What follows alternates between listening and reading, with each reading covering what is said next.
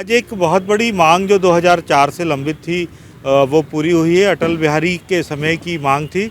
जब अटल बिहारी वाजपेयी जी आए थे तो 2004 की पेंशन को बंद किया गया था, लेकिन राज्य सरकार पे वो बाधित नहीं थी कि वो चालू कर सकती थी। और छत्तीसगढ़ सरकार जो पश्चिम बंगाल के बाद दूसरी ऐसी सरकार है जो पेंशन को चालू की है। राजस्थान भी प्रोसेस में है। बताइए क्या है कि पुराना पेंशन को माननीय हमारे प्रधानमंत्री जी थे अटल बिहारी वाजपेयी जी, उन्होंने बंद कर दिया था, लेकिन इसको अभी राजस्थान सरकार जो है जिसके मुख्यमंत्री माननीय गहलोत जी हैं उन्होंने लागू किया है और हमारे सोरेन जी ने लागू किया है। तो उसके बाद में हमें उम्मीदें जागी थी और हमारे छत्तीसगढ़ के जो माननीय मुख्यमंत्री हैं आदरणीय भूपेश बघेल जी, उन्होंने ये मांग को हम लोगों की रखी और उन्होंने सुनी और सबके मांग को रखते हुए उन्होंने 2004 के बाद जो पेंशन बंद था पुराना पेंशन उन्होंने लागू किया है। और निश्चित रूप से माननीय मुख्यमंत्री पूरे छत्तीसगढ़ के कर्मचारी अधिकारियों के प्रति उनको हम आभार व्यक्त करते हैं, क्योंकि बुढ़ापे का सहारा पेंशन होता है। भाई जब आदमी का हाथ पैर चलता है, जब वो काम करता है, तब तक उनका तो चलते रहता है। सरकार की वो सेवा करता है पहला। हाँ। और सरकार एक ऐसी संस्था है, अगर वो अपने कर्मचारी के साथ अत्याचार करेगी तो देश को गलत संदेश जाएगा। मेरा ऐसा भी सोचना है। बिल्कुल आपका सोचना सही है। अगर कर्मचारी देखो, दो पहिए, एक सरकार होता है, एक कर्मचारी होता है।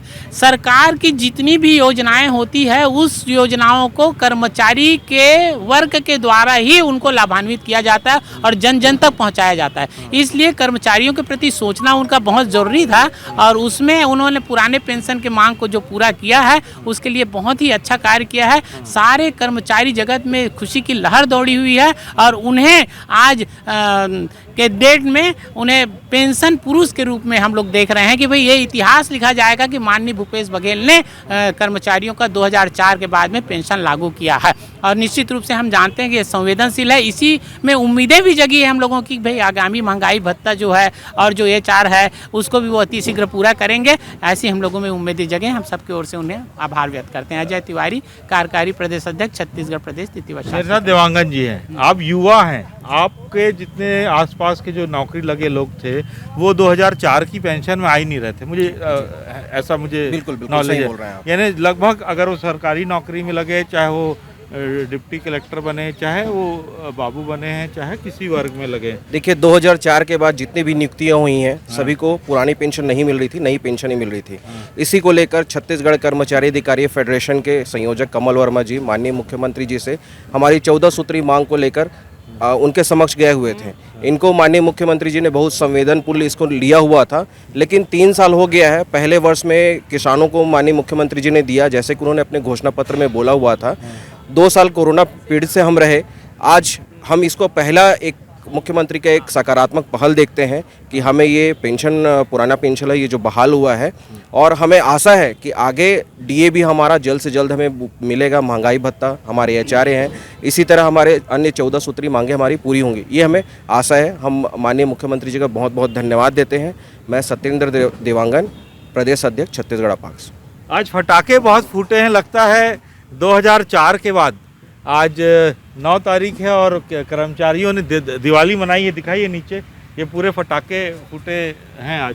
और होली हाँ, और कैसी यानी फटाके वाली होली भी बोल सकते हैं अपन इसको। सही बोल रहे हैं आप। तो ये कैसा लग रहा है आप लोग को, कैसी खुशी लग रही है? बहुत सही बात बोल रहे हैं भाई साहब। हाँ। ये कर्मचारी जगत में बहुत बड़ी खुशी है। हाँ। और ये खुशी का हम लोग इजहार नहीं कर सकते कि आज हमारे यशस्वी मुख्यमंत्री जी ने जो हमारे कर्मचारियों की 2004 के बाद जो पेंशन योजना बंद किया गया हुआ था उसको लागू करके हमारे कर्मचारियों की जो बुढ़ापकाल में, बुढ़ापे में जो दवा के लिए जो पैसे की आवश्यकता पड़ती थी, जो खाने के लिए पैसे की आवश्यकता पड़ती थी, उसका एक सहारा बन करके उन्होंने आज हमारे कर्मचारी जगत में पेंशन योजना लागू करी है। इससे हमारे कर्मचारी जगत में बहुत बहुत खुशी की लहर है। हम कर्मचारी जगत मुख्यमंत्री, हमारे यशस्वी मुख्यमंत्री जी का साधुवाद देते हैं। और हमारी एक बहुत बड़ी मांग लंबित है। मैं आपके माध्यम से माननीय मुख्यमंत्री जी को ध्यान आकर्षित करना चाहूँगा कि महंगाई भत्ता हमारा बहुत बड़ा मुद्दा है। महंगाई भत्ता हम लोग 14% पीछे चल रहे हैं। महंगाई भत्ता और मकान किराया भाड़ा भत्ता जो है ये दोनों जल्द से जल्द लागू करें हमारे मुख्यमंत्री जी, हम आपसे यही अपेक्षा करते हैं। उमेश मुदलियार, महामंत्री प्रदेश स्थिति वर्ग कर्मचारी संघ। देखिए, एक चीज़ और है कि बहुत अच्छी बात है पेंशन लागू हो गई है, लेकिन राज्य की अर्थव्यवस्था पे भी ध्यान देना चाहिए, क्योंकि देखिए नेताओं को पेंशन मिलती है और उसका दूसरा चक्का रहता है कर्मचारी। तो आप लोग को पेंशन मिल रही है, लेकिन मेरा कहना ये है कि आप लोगों से कि चले आ तो गई है, लेकिन अब सरकार को आय के स्रोत कैसे पैदा करना चाहिए। आय के स्रोत के लिए इसमें मैं बता दूं कि अभी 1 रुपये भी पेंशन योजना लागू करने से सरकार को घाटा नहीं है, बल्कि सरकार को फ़ायदा है। इसलिए फ़ायदा है कि उसका 10% जो है मुंबई में जो ट्रस्ट बना किया जाता था उसमें चला जाता था, वो अभी देने की ज़रूरत नहीं है।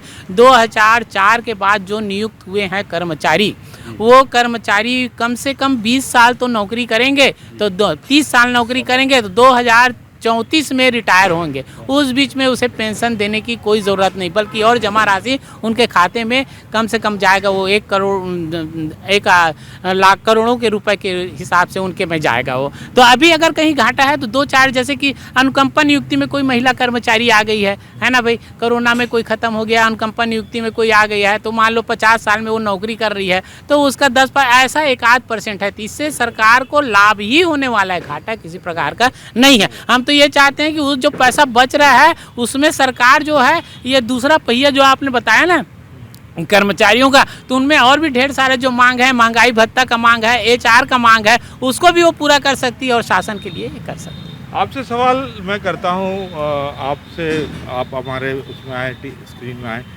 क्या ये जो 2004 का निर्णय लिया गया था, क्या ये प्राइवेट कंपनियों को, जो आप लोग का अंश वहाँ जा रहा था प्राइवेट, क्या उनको लाभ पहुँचाने के लिए किया गया था? हाँ सर, देखिए भारतीय जनता पार्टी शुद्ध रूप से व्यापारियों की पार्टी है। हाँ। इनका जो भी नियम होता है, नीति होता है, उनको फायदे के लिए होता है। हाँ। इसमें क्या होता है, नया पेंशन योजना में 10% राज्य शासन देती थी, 10% कर्मचारी देते थे। हाँ। ये दोनों पैसा इकट्ठा करके किसी कंपनी को दे देते थे। हाँ। वो कंपनी लगाती थी शेयर मार्केट में। अब शेयर मार्केट में यदि फायदा हो तब तो कर्मचारी को यूक्रेन में बम गिरता है और यहाँ शेयर मार्केट गिर जाता है। हाँ, अच्छा, दूसरी बात है सर, जैसे कि आपने वो एक प्रश्न किया था कि गवर्नमेंट को नुकसान है। गवर्नमेंट को नुकसान इसलिए नहीं है सर कि 1/11/2004 के बाद जो हमारा राज्य शासन को और कर्मचारियों को करोड़ों रुपए जो केंद्र सरकार का जो फंड है उसमें जमा है व्यापारियों के पास, वो हमको वापस मिलेगा। प्लस हमारे जो कर्मचारी अभी उनका सामान्य भविष्य निधि कटेगा। सामान्य भविष्य निधि से करोड़ों रुपए हमारे हर महीना राज्य शासन के अकाउंट में जमा होगा और इसी का ब्याज से हमारे जो रिटायर कर्मचारी हैं उनको पेंशन मिलता है सर, ग्रेजुएटी मिलता है। पुराने पेंशन में, नया पेंशन में सर कर्मचारी को कुछ नहीं मिलता। पुराने पेंशन में रिटायरमेंट के बाद 16.5 महीने का ग्रेजुएटी मिलता है सर, फुल पे। उसके बाद पेंशन मिलता है बेसिक का 50% और इस तरह से उनका जो भविष्य है वो सुरक्षित हो जाता है। और माननीय मुख्यमंत्री जी को तो सब्जेक्ट से के लिए और बधाई दूंगा कि उन्होंने घोषणा करी कि छत्तीसगढ़ के जितने नौजवान हैं वो लोक सेवा आयोग में कोई भी पद के लिए आवेदन करेंगे, उनको फीस देने की जरूरत नहीं पड़ेगी। ये सबसे बड़ी उपलब्धि है, क्योंकि छत्तीसगढ़ का खोरबारी, रामलाल, श्यामलाल ले एक बच्चे को पढ़ाते हैं सर, मैंने कहा परीक्षा के लिए फीस के लिए पैसा नहीं होता, इनको दिया है। तो निश्चित रूप से माननीय भूपेश बघेल जी बधाई के पात्र हैं। और सर मध्य प्रदेश और छत्तीसगढ़ में 2 ही मुख्यमंत्री इतिहास लिखे हैं। एक तो माननीय अर्जुन सिंह, जिन्होंने क्या किया था, जितने झोपड़पट्टी वाले थे उनको पट्टा दिया था, इसलिए इतिहास में उनका नाम है। और इन्होंने जो पुरानी नया पेंशन योजना को लागू बंद करके पुरानी पेंशन लागू किया, इसलिए ये भी एक इतिहास में इसका नाम स्वर्ण अक्षर में लिखा जाएगा सर।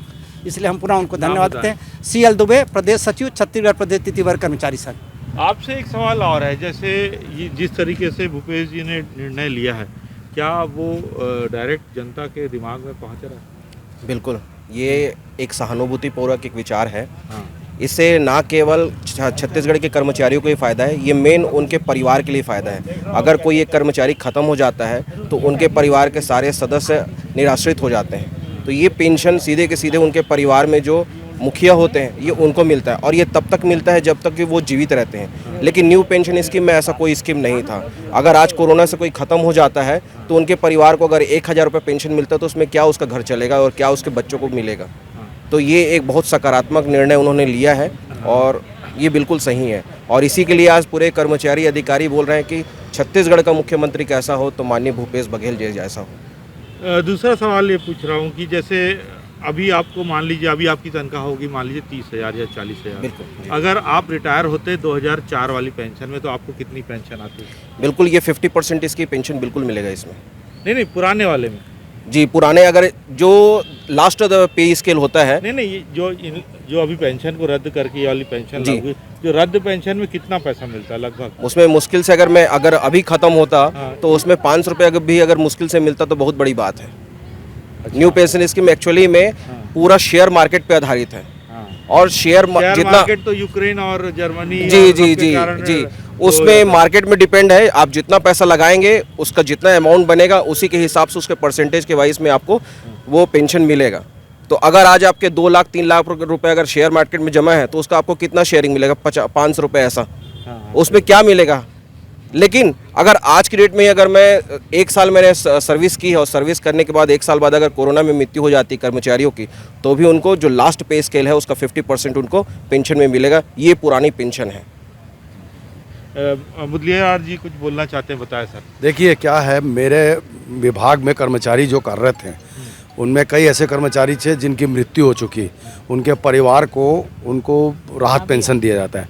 राहत पेंशन में क्या, परिवार की जीविका याचन करने के लिए, तो उनमें 2,000-3,000 मिलता था। जो CPS जो पुरानी पेंशन जो बंद कर दी गई थी उसमें, अब अगर मान लो एट ए प्रेजेंट आपका जो प्रश्न है कि अगर कोई रिटायरमेंट होता है तो मान लो कितना उनको लाभान्वित हो गए। आज की तारीख में जैसे मान लो क्वालिफाई पेंशन सर्विस जो होती 33 साल की होती, 33 साल की क्वालिफाई सर्विस जो हमको जो लागू है उसमें 33 साल की सर्विस में जैसे मान लो आज की तारीख में मैं 50,000 रुपये तनख्वाह ले रहा हूँ, तो मेरे को आने वाले समय में आज रिटायरमेंट होता तो मेरे को 25,000 रुपये करीब मेरे को मिलेगा विथ महंगाई भत्ता इंक्लूडिंग।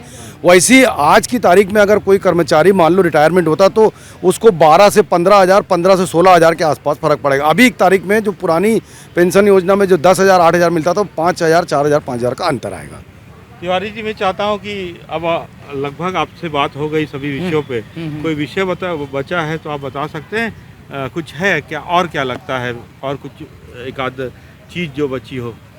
नहीं, ऐसे एक तो आखिरी में आपसे पूरे प्रदेश के कर्मचारियों को आप शुभकामनाएं देंगे, ये है। हाँ जी। और क्या लग रहा है दूसरा? हाँ, ये आप लोग संघर्ष कब से कर रहे हैं?